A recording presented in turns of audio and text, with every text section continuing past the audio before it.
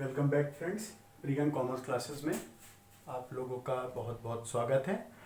आज जैसे पिछली क्लास में हमने कुछ टर्म डिस्कस किए थे, तो आज भी हम कुछ टर्म डिस्कस करेंगे जो बहुत इंपॉर्टेंट हैं अकाउंट के लिए और जनरली जो बहुत यूज़ होंगे, उन टर्म्स का बहुत यूज़ होगा।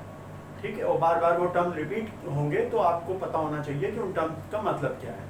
ठीक है, तो आज जो हम टर्म डिस्कस करेंगे उसका जो नाम है उसको हम कहेंगे एसेट्स। ठीक, अब एसेट्स होता क्या है? एसेट्स होता क्या है, अगर मैं डेफिनेशन से जाऊं तो डेफिनेशन में पढ़ रहा हूं, एक बार आप लोग सुनिएगा।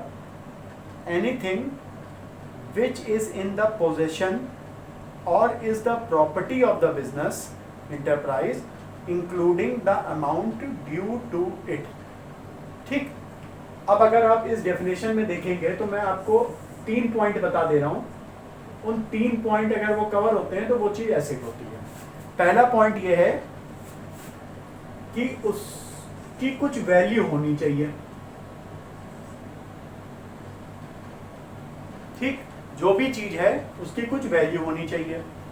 दूसरी चीज हो गई उसकी ओनरशिप होनी चाहिए बिजनेस की। ठीक, बिजनेस के लिए उस चीज की कोई वैल्यू होनी चाहिए, बिजनेस उसका मालिक भी होना चाहिए। और तीसरा है उसकी जो वैल्यू है वो मनी में कन्वर्टेबल हो। कोई बस फील गुड वाली वैल्यू नहीं है, वो वैल्यू मनी में कन्वर्ट हो सकती हो, तब वो एसेट कहलाती है। ठीक, एसेट का मतलब क्या है? कोई भी चीज जो किसी बिजनेस के लिए वैल्यूएबल है, कोई वैल्यू रखती है। ठीक, बिजनेस उसको ओन भी करता है। ऐसा नहीं है वो वैल्यू रखती है पर किसी और के पास है, किसी और के पास है और वैल्यू रखती है, केवल हमारी डिजायर है, तो वो एसेट नहीं है। उसकी ओनरशिप भी मेरे पास होनी चाहिए।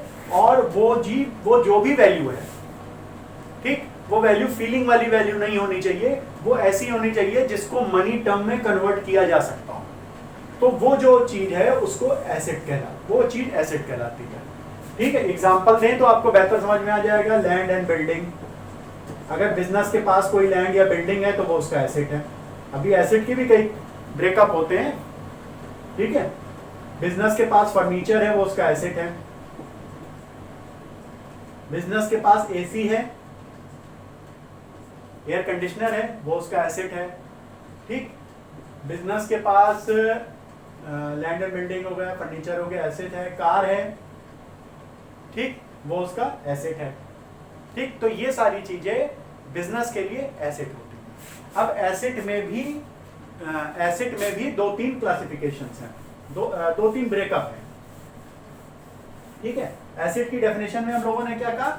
एसेट की डेफिनेशन में हमने कहा कि जो भी चीज बिजनेस के लिए वैल्यूएबल होगी, ठीक, कोई वर्थ रखती होगी, बिजनेस उसको ओन भी करता होगा, वो बिजनेस की ओनरशिप में होना चाहिए, और उस जो भी वैल्यू है उसको मनी टर्म में कन्वर्ट किया जा सके। वो ऐसी वैल्यू नहीं है कि बस वो फील गुड फैक्टर है, नहीं।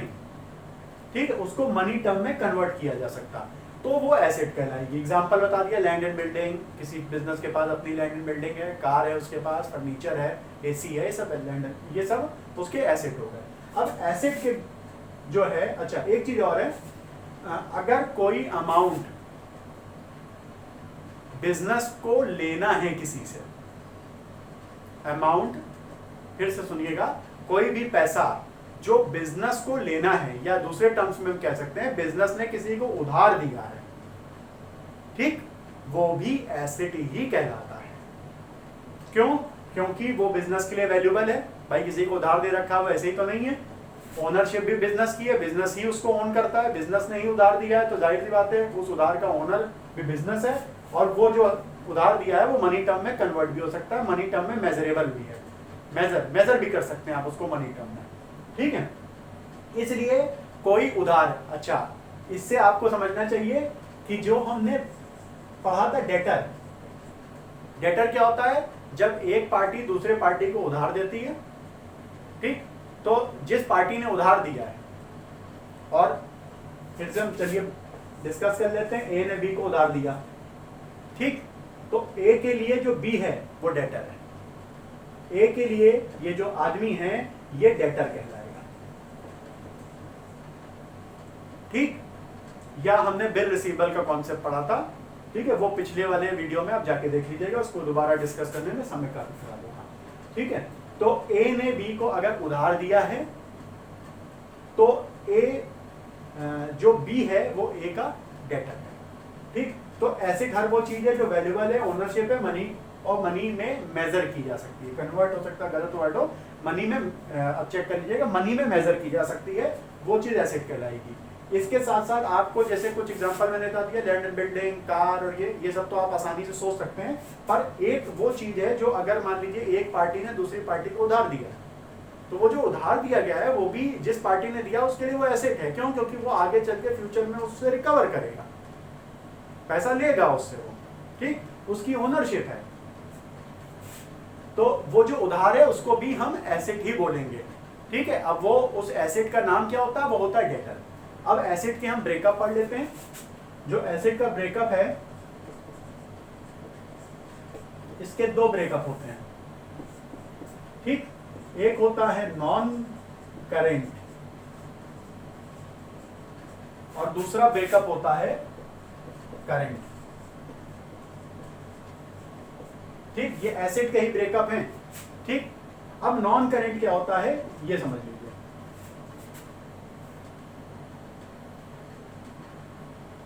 ठीक, यहां पे एक वर्ड ध्यान रखिएगा, जो इंटेंट, नियत,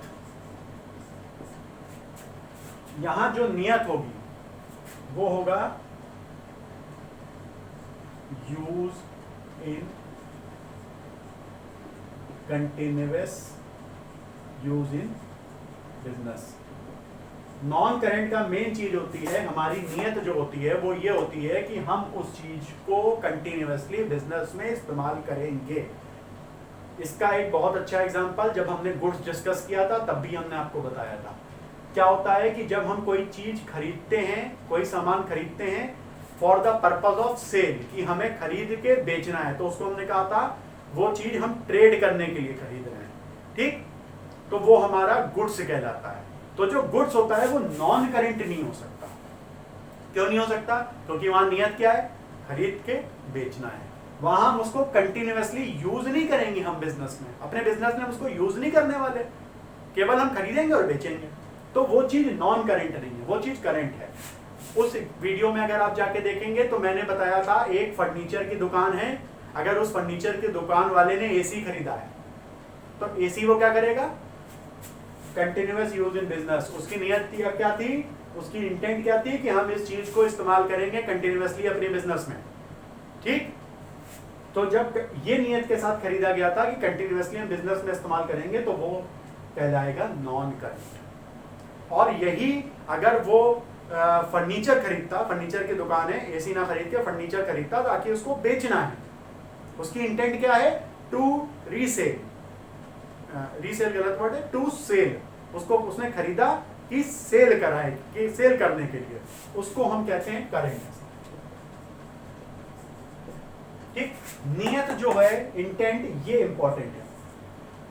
अगर ये चीज डिफरेंस हो जाए, इसमें चेंज आ जाए, चेंज इन अ सेंस मतलब बिजनेस टू बिजनेस वेरी करती है। एसी वाले के लिए, इलेक्ट्रॉनिक दुकान वाले के लिए, जितना भी इलेक्ट्रॉनिक आइटम है उसकी नियत अगर ये है कि इसको हमें खरीद रहे हैं क्योंकि हमें बेचना है, तो वो चीज यहाँ कवर हो जाएगी करंट एसेट में।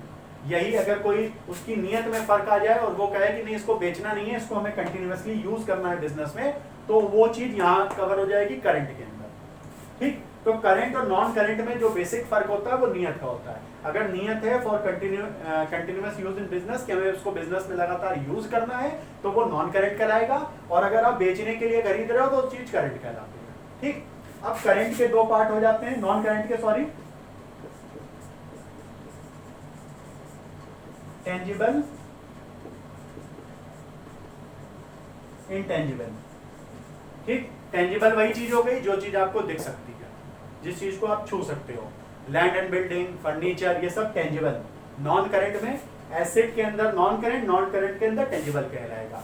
और अगर कोई ऐसी चीजें हैं जो आप देख नहीं सकते हो तो वो इंटेंजिबल कहलाएगा। उसके लिए मैंने आपको एक टर्म भी समझाया था पहले, आप जाके वीडियो में देख सकते हैं, वो है गुडविल का।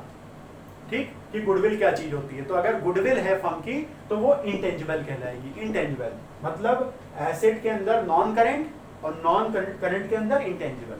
ठीक, ये वैसे ही है जैसे डिब्बे के अंदर डिब्बा, उस टाइप की चीज है ये, तो उसके अंदर एक और डिब्बा। अब हमने बताया करंट। ठीक, करंट का जो क्लासिफिकेशन होता है वो वही है कि केवल एक ही क्लासिफिकेशन है कि इंटेंट आपकी क्या है। अगर आपकी इंटेंट ये है कि आप उसको खरीद रहे हो बेचने के लिए तो वो करंट है। ठीक, और नॉन करंट हो गया, करंट हो गया। अब एक चीज और समझ लीजिए, एक और वर्ड है एसेट के अंदर, एक ये हो गया। ठीक, करंट नॉन करंट। अच्छा, एक क्लासिफिकेशन मतलब इसके और भी 2-3 ब्रेकअप हैं, वो हम डिस्कस कर लेते हैं क्या होता है। जैसे नॉन करंट बताया, करंट बताया, इसी तरह एक होता है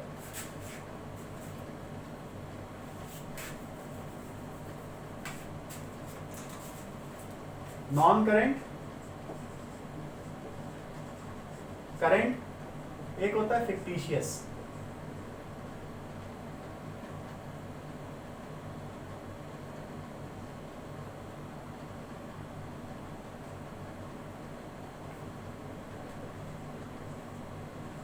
ठीक,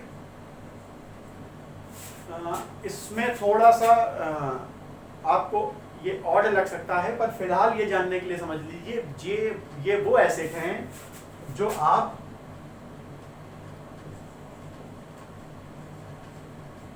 मनी फॉर्म में कन्वर्ट नहीं करेंगे।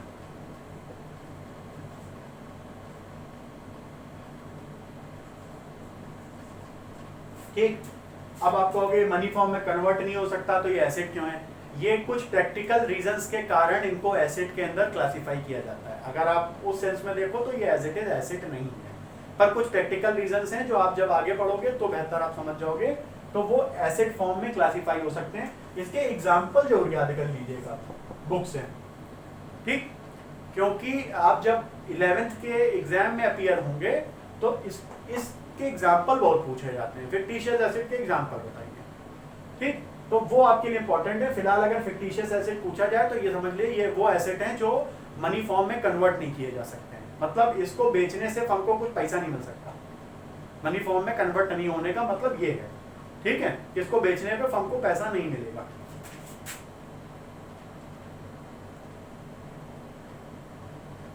उसके बाद एक टर्म होता है वेस्टिंग एसेट। ठीक, मेनली ये जो ब्रेकअप है एसेट के वही इंपॉर्टेंट है। ये सब केवल थ्योरी पॉइंट ऑफ व्यू से है, जहां पे आपको हो सकता है एग्जाम में आपके पूछे जा सके, तो आपको एज इट इज इसको याद रखना है, इसका उतना यूज नहीं है। Fictitious asset, wasting asset. Wasting asset वो है जो एसेट आप पूरी तरह इस्तेमाल कर चुके हो और अब कबाड़ हो चुका है। वेस्टिंग जैसा नाम से लिस्ट कर रहा है, वेस्टिंग मतलब यूज कर चुके हो, कबाड़ हो चुका है। जैसे मान लीजिए कोई एक बड़ी कंपनी थी जिसके पास एक आयरन ओर थी। ठीक, बड़ी बड़ी कंपनियां थी, कोल वाली खदानें होती हैं, अब वो सारा कोयला निकाल चुकी है। अब निकाल चुका है तो वेस्ट एसेट हो गया, वो सब कुछ खत्म हो चुका है उससे, तो वो वेस्टिंग एसेट हो जाता है। ठीक, तो एसेट में यही 4 क्लासिफिकेशन होता है। पहले क्या होता है, फिर से समझ लीजिए, एसेट क्या होता है। एसेट हर वो चीज है जो वैल्यूएबल है, ओनरशिप है और मनी में कन्वर्ट किया जा सकता है। फर्म के लिए वो वैल्यूएबल है, ऑर्गेनाइज बिजनेस के लिए वो वैल्यूएबल है, ओनरशिप है बिजनेस की, बिजनेस उसका मालिक है और जब वो चाहे वो मनी में कन्वर्ट कर सकता है। ठीक, ये चीज है। इसका वर्ड कन्वर्ट ही नहीं है, इसका वर्ड मेजर ही है। कन्वर्ट नहीं है, मेजर ही है। मनी टर्म में मेजर कर सकते हैं उसको, उसका मनी फॉर्म में मेजर किया जा सकता है। फिर से देख लीजिए, एसेट क्या होता है, जो वैल्यूएबल है, जो ओनरशिप है और जो मेजरेबल है। ठीक है, वैल्यूएबल है, वो वैल्यू है, उसकी कुछ वर्थ है फर्म के लिए, ओनर है, वो फर्म उसका मालिक है और उस चीज को मनी फॉर्म में मेजर कर सकते हैं। ठीक है, हम कह सकते हैं उसका मनी में एक वैल्यू लगाई जा सकती है कि ये यहाँ 5,000 का, 7,000 का, उसको वैल्यू किया जा सकता है। अब एसेट के 4 ब्रेकअप हैं, नॉन करंट, करंट, फिक्टिशियस और वेस्टिंग। नॉन करंट और करंट में जो इंपॉर्टेंट है वो आपकी नियत है। अगर आपने खरीदा इसलिए है कि आप उसको बिजनेस में कंटिन्यूअसली यूज करोगे तो वो नॉन करेंट कहलाएगा, और अगर आपने खरीदा इसलिए है कि आप खरीद के बस बेचना चाहते हो तो वो करेंट कहलाएगा। ठीक है, नॉन करेंट के दो पार्ट होते हैं, कुछ ऐसे होते हैं जो टेजिबल, जिनको आप देख सकते हो, छू सकते हो, लैंड एंड बिल्डिंग उसका एग्जांपल है, फर्नीचर उसका एग्जांपल है। ठीक है, और इनटेंजिबल जो है, जो आप छू नहीं सकते हो, महसूस करोगे केवल, वो एक एग्जांपल है कि गुडविल। आप पिछले वाले वीडियो में जाके गुडविल समझ सकते हो क्या चीज है, उसमें डिटेल में समझाई हुई है। ठीक है, करंट क्या होता है, जहां इंटेंट ये है कि बेचना है, जैसे पिछले वीडियो में समझाया गया था कि जो चीज आपकी स्टॉक होती है, क्यों, क्योंकि स्टॉक ही एक ऐसी चीज होती है जो आप खरीद के बेचना चाहते हो, या आप खरीदोगे कि उससे कुछ बना के हम बेचेंगे। ठीक है, तो वहां नियत ये होती है। तो यहाँ जो करंट, अगर हम करंट एसेट की बात करें तो इसका एग्जांपल है स्टॉक, इसका एग्जांपल है स्टॉक। टेंजिबल का हमने बता दिया लैंड एंड बिल्डिंग, इंटेंजिबल का गुडविल। फिक्टिशियस का होता है जो एसेट है, मनी टर्म में मेजर हो जाती है, पर ये मनी में कन्वर्ट कभी नहीं होगी, कभी भी आप इसको बेच के पैसे नहीं मिलेंगे आपको। ठीक है, जैसा ये वर्ड है फिक्टिशियस एसेट, इसको एसेट माना जाता है फॉर अ प्रैक्टिकल रीजंस। वो प्रैक्टिकल रीजंस क्या है वो आप आगे जब और थोड़ा डेप्थ में अकाउंट समझोगे तो आपको समझ में आ जाएगा। और वेस्टिंग एसेट, वेस्टिंग एसेट वो एसेट होता है जो पूरी तरीके से वेस्ट हो चुका है, जो पूरी तरह से एग्जॉस्ट हो चुका है। आयरन ओर का मैंने एग्जांपल दिया था, एक कंपनी है जिसके पास एक आयरन ओर थी या कोयले की खदान थी, सारा कोयला वो निकाल चुका है उससे। ठीक है, जितना भी आयरन ओर था वो निकाल चुका है। तो अब वो जो एसेट है, जो जगह है, वो जो जमीन है, जो खदान है, वो उसके लिए वेस्ट है, वो हो गया वेस्टिंग एसेट। ठीक, अब आते हैं बात लायबिलिटी पे।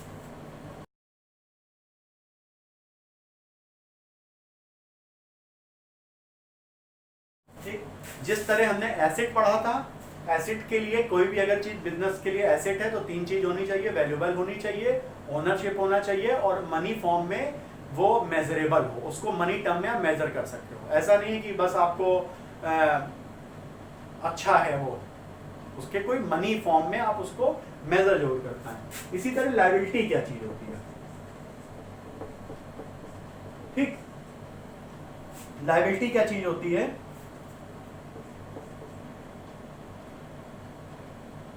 आप दूसरे आसान शब्द में, हिंदी का जो आसान शब्द है उधार, उससे समझ सकते हैं ये लायबिलिटी है। मतलब जो भी चीज बिजनेस को पे करनी है, किसी को पे करनी है, वो बिजनेस के लिए लायबिलिटी होती है। अब लायबिलिटी का जो कॉन्सेप्ट है वो आप इससे समझिए। पिछली वीडियो में बहुत अच्छी चीज हम लोगों ने डिस्कस की थी। वो मैंने ये कहा था कि आप ये मान के चलिएगा हमेशा कि business is separate from businessman. ठीक, कि हमेशा ये मान के चलिएगा बिजनेस अलग है, बिजनेसमैन अलग है। ठीक, ये सेपरेट हैं। हमेशा आप जो बुक में एंट्री करते हो, जो आप हमेशा अकाउंटिंग को सोचते हो, वो बिजनेस के माइंड से सोचते हो। आप अपने आप को बिजनेस एज्यूम करिए, वो सोचिए कि अब क्या होना चाहिए, बिजनेसमैन ना एज्यूम करिएगा। ठीक है, यही इंपॉर्टेंट है ताकि आप इस लायबिलिटी को समझ सकें। ये जो लायबिलिटी होती है इसके दो पार्ट होते हैं। ठीक, उस समय अच्छा हमने ये भी डिस्कस किया था कि जब बिजनेसमैन बिजनेस को पैसा देता है तो उसको कैपिटल कहते हैं। इसी तरह जब बिजनेसमैन को जरूरत होती है, भाई उसके घर के खर्चे हैं, तो वो पैसा कहां से लेगा, तब वो बिजनेस से ही पैसा निकालता है, तो उसको हम ड्राइंग कहते हैं। ठीक, अब लायबिलिटी जो होती है वो दो तरह की होती है, एक होती है इंटरनल और एक होती है एक्सटर्नल। एक्सटर्नल समझ लीजिए, एक्सटर्नल समझना ज्यादा आसान है। जब भी कोई उधार बाहर वाले को पे करना है,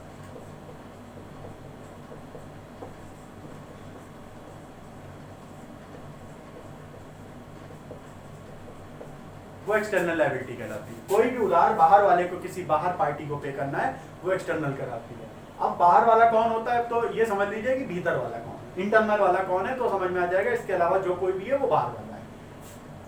जो बिजनेस और बिजनेसमैन का रिलेशन है, ठीक, यहीं से इंटरनल की कॉन्सेप्ट एक तरह से आया है। ठीक, मैंने आपसे कहा था बिजनेस अलग है, बिजनेसमैन अलग है। तो बिजनेस के लिए जो बिजनेसमैन है वो एक तरह का इंटरनल इंसान है उसका। ठीक, वो ही केवल इंटरनल है, बाकी जो कुछ भी है वो एक्सटर्नल है। ठीक, तो अगर बिजनेस को, बिजनेसमैन को कोई चीज पे करनी है, वो कहलाएगी इंटरनल लायबिलिटी। अच्छा, मैंने आपसे कहा है दोनों अलग हैं, तो ये बात समझ लीजिएगा, अगर दोनों अलग हैं तो इसका मतलब ये है कि बिजनेस को बिजनेसमैन को भी पे करना है। ऐसा नहीं है कि बिजनेस को बिजनेसमैन को पे नहीं करना है। ये ना सोचिएगा कि अरे है तो सब कुछ बिजनेस ही मैन, हाथ पैर तो उसी के हैं, वो अपने आप को कैसे पे कर रहा है। मानते हैं वो अपने आप को ही, अगर आप फिजिकल फॉर्म में देखोगे तो आपको ऐसे ही, पर जो आपको सोच डेवलप ये करनी है कि बिजनेस एक है इंसान, आर्टिफिशियली समझ लीजिए चाहे उसको, कि वो है, और जब बिजनेसमैन उससे पैसा निकालता है तो वो बिजनेस से एक तरह से पैसा ले रहा है। जब वो बिजनेस को देता है पैसा तो वो बिजनेस को दे रहा है पैसा। बिजनेस को आप अलग इंसान समझिए, आप अपने को बिजनेस समझ के सोचिएगा, ठीक। तो जो बिजनेस को बिजनेसमैन को देना है वो उसकी होती है इंटरनल लायबिलिटी, क्योंकि जो बिजनेसमैन है वो बिजनेस के लिए इंटरनल आदमी है। इसके अलावा किसी को देना होगा तो एक्सटर्नल कहलाएगा, ठीक। इसमें एक हमने पिछली वीडियो में डिस्कस किया था, पिछली क्लास में डिस्कस किया था, एक वर्ड क्रेडिटर। भाई किसी पार्टी ने आपको उधार पे सामान बेचा, अब आपको उसको पैसा देना है, तो वो पार्टी क्रेडिटर होगी, वो आउटसाइडर है, एक्सटर्नल है। बिजनेसमैन बिजनेस के लिए इंटरनल है, ठीक। अब इसमें एग्जांपल जो आता है वो आता है कैपिटल। कैसे? मैंने बताया बिजनेसमैन जब बिजनेस को पैसा देता है, पैसा दिया जाता है, तो वो बिजनेस के लिए क्या हुआ भाई, एक तरह से बिजनेस ने उधार लिया है, ये आप समझ लीजिए स्ट्रेंथ में। तो ये बिजनेस के लिए हुआ लायबिलिटी, और क्योंकि बिजनेसमैन ही इंटरनल आदमी होता है केवल, तो उसको कहेंगे इंटरनल लायबिलिटी। इसीलिए जब आप देखेंगे तो जो कैपिटल है, जब आप आगे चल के बैलेंस शीट देखेंगे तो उसमें देखेंगे कैपिटल लायबिलिटी साइड लिखी है। उसका रीजन ही यही है, क्योंकि जो बुक्स बनती हैं, जो हम अकाउंटिंग पूरी करते हैं, वो बिजनेस का मान के चलते हैं, बिजनेसमैन को नहीं स्टैंडर्ड मान के चलते हैं। अपने दिमाग में जो सोचेंगे कि ये बिजनेस की अकाउंटिंग बन रही है, ये बिजनेस की बुक्स मेंटेन की जा रही है, तो जब भी बिजनेस बिजनेसमैन से जो पैसा लेता है वो कैपिटल कहलाता है, ठीक। तो अब ये बिजनेस की रिस्पॉन्सिबिलिटी है कि ये पैसा उसको वापस भी किया जाए over the period of time में, तो इसलिए उसको हम कहते हैं लायबिलिटी। और क्योंकि ये बिजनेस बिजनेसमैन को ड्यू देगा, बिजनेसमैन से बेसिकली उसने एक तरह से उधार लिया है जिसको हम कैपिटल कहते हैं, तो वो चीज आ जाती है इंटरनल लायबिलिटी, ठीक। अब आगे हम लोग डिस्कस कर लेते हैं।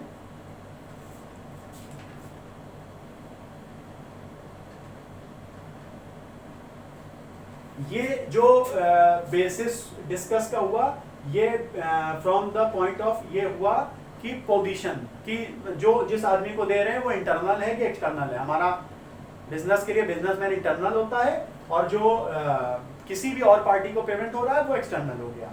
एक क्लासिफिकेशन और होती है जो नॉर्मली बुक्स में दी जाती है, वो on the basis of time होता है, उसको भी समझ लेते हैं।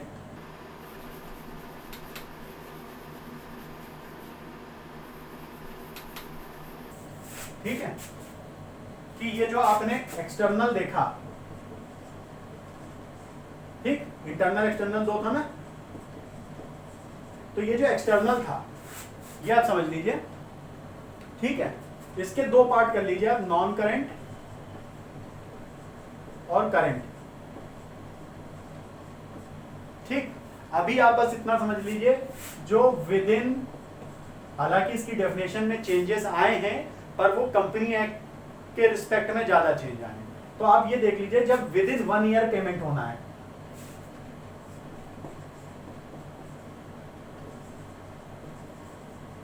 तो वो चीज करंट है। मतलब जब आपने उधार लिया है और आपको पता है 1 साल के अंदर आपको इसका पेमेंट करना है, फिर मैं कह रहा हूं एक्चुअल पेमेंट हो सकता है 1 साल के ऊपर चला जाए, पर जब आप ले रहे हो तो उसकी नियत क्या है? नियत यह है कि 1 साल के अंदर हमको पेमेंट करना है, लायबिलिटी है इसलिए पेमेंट करना होगा, तो वो विद इन 1 ईयर है तो वो करंट कहलाएगा। और अगर वो ऐसा है कि आपने लिया है कि 1 साल बाद आप उसका पेमेंट करोगे, ठीक है, देते वक्त ही ये टर्म डिसाइड हो जाता है कि किस समय आप पेमेंट करोगे। अगर ये चीज है कि 1 साल बाद आप पेमेंट करोगे, 2 साल में करोगे, 3 साल में करोगे, तो वो नॉन करेंट लायबिलिटी कहलाएगी, ठीक है। इसका नॉन करेंट और करेंट टाइम के बेसिस पे है। एसेट में जो हमने करेंट और नॉन करेंट पढ़ा था, वहां टाइम उतना इंपॉर्टेंट नहीं है जितना इंपॉर्टेंट नियत है आपकी, ठीक। यहाँ जो नियत है ये टाइम की नियत है। मेरे ख्याल से इतने जो पॉइंट हैं ये सफिशिएंट है। चलिए एक चीज और हम डिस्कस कर लेते हैं। ये टर्म भी कभी कभी पूछा जाता है, थोड़ा सा जानना जरूरी है कि ये क्या होता है, ठीक है। अच्छा, ये जितनी भी लायबिलिटी और एसेट हमने पढ़ा, तो एसेट जो भी होगा वो रियल अकाउंट होगा आपका, ठीक, पर्सनल अकाउंट होगा आपका। एसेट और लायबिलिटी या तो रियल हो सकते हैं या पर्सनल हो सकते हैं, ये आप समझ लीजिए, ठीक है। अगर वही अमाउंट किसी आदमी के लिए ड्यू है तो वो आदमी मेरे लिए पर्सनल अकाउंट है। जैसे हमने किसी से उधार लिया है, लायबिलिटी के केस में हम आपको बता रहे हैं, हमने किसी से उधार लिया, फॉर एग्जांपल ए से उधार लिया, तो जो ए है वो हमारे लिए क्या है, क्रेडिटर हो गया, हमें उसको पेमेंट करना है, तो पर वो क्लास अकाउंट वाइज क्लासिफिकेशन में क्या, पर्सनल अकाउंट। अकाउंट तीन ही तरह से हो सकते हैं, पर्सनल, रियल, नॉमिनल। तो जो ए है क्योंकि वो एक इंसान है तो वो पर्सनल अकाउंट है। इसी तरह अगर एसेट के केस में हम कहें आपने किसी को उधार दिया है, कोई सामान बेचा, आपने किसी को उधार आपने दिया है, ठीक है। अब क्योंकि किसी इंसान को दिया होगा या किसी ऑर्गेनाइजेशन को दिया होगा तो वो ए या जो ए एंड कंपनी जो भी आपकी है वो पर्सनल अकाउंट ही हो सकता है वो, ठीक। वो रियल भी हो सकता है। रियल कैसे हो सकता है कि एसेट रियल कैसे हो सकता है, एसेट का एग्जांपल हमने आपको बताया कि वो टेंजिबल, एसेट में नॉन करेंट में टेंजिबल होता है, टेंजिबल में लैंड एंड बिल्डिंग बताया। तो लैंड एंड बिल्डिंग पर्सनल तो है नहीं, कोई इंसान तो है नहीं, ना वो कोई आर्टिफिशियल पर्सन है। जब पर्सन ही नहीं है तो वो रियल होगा। नॉमिनल नहीं हो सकता, क्यों? नॉमिनल में हमने आपको बताया, नॉमिनल में 4 ही चीजें होती हैं, इनकम, एक्सपेंस, प्रॉफिट, लॉस, तो वो नॉमिनल नहीं हो सकता। तो एसेट और लायबिलिटी जो भी होगी वो या तो पर्सनल हो सकती है या रियल हो सकती है, नॉमिनल कभी नहीं होगी एसेट आपकी, ठीक है। तो वहां हमने डिस्कस ये कर लिया कि लैंड एंड बिल्डिंग, फर्नीचर, ये सब एक तरह से। करंट में जो गुड्स होता है वो आपका रियल अकाउंट होता है, पहले भी डिस्कस कर चुके हैं। जो डेटर होगा वो पर्सनल होगा, क्योंकि वो या तो इंसान होगा या कोई ऑर्गेनाइजेशन होगी जिससे आपने लिया होगा। अब एक वर्ड आता है बैड डेट्स, ठीक। ये क्या होता है, ये एक बार आप समझ लीजिए। एक वर्ड आपको हमने बताया था डेटर। डेटर क्या होता है, जिसको आपने उधार दिया। अब मान लीजिए ये उधार मर गया, आदमी नहीं मरा, उधार मर गया, आपको पता चल गया ये नहीं देगा पैसा, 4 बार मांगा, अब फोन भी बंद कर दिया उसने, फोन स्विच ऑफ हो गया, कभी वो फॉरवर्डिंग पे लगा देता है, कभी कुछ कर देता है, मतलब जो उधार दिया था अब नहीं मिलने वाला। जब नहीं मिलता है ऐसे उधार को हम कहते हैं बैड डेट्स, ठीक है। बैड क्रेडिट नहीं होता, ध्यान रखिएगा। हमेशा अकाउंट में जब हम रिकॉर्डिंग करते हैं तो नुकसान कहा जाता है, ज्यादा से ज्यादा आप रिकॉर्ड कर लो। अगर आपको जैसे ही पता चल गया है कि नुकसान होने वाला है तो उसको रिकॉर्ड कर दो, ठीक। अगर आप किसी का पैसा मारने वाले हो तो वही रिकॉर्ड करना है, क्योंकि वो आपका फायदा एक तरह से हो रहा है। उसको आप कह सकते हो कि आप अपना फायदा कर रहे हो, पर वो रिकॉर्ड नहीं होता है, क्योंकि वो एक तरह से आप फायदा कर रहे हो अपना।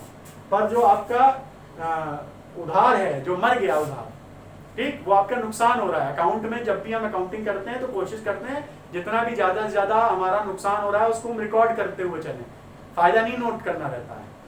फायदा जब एक्चुअल में होगा तभी नोट होगा। उधार एज्यूम भी हो रहा है कि हाँ पता चल रहा है कि होने वाला है, नुकसान होने वाला है, तो उसको रिकॉर्ड कर दो पहले से।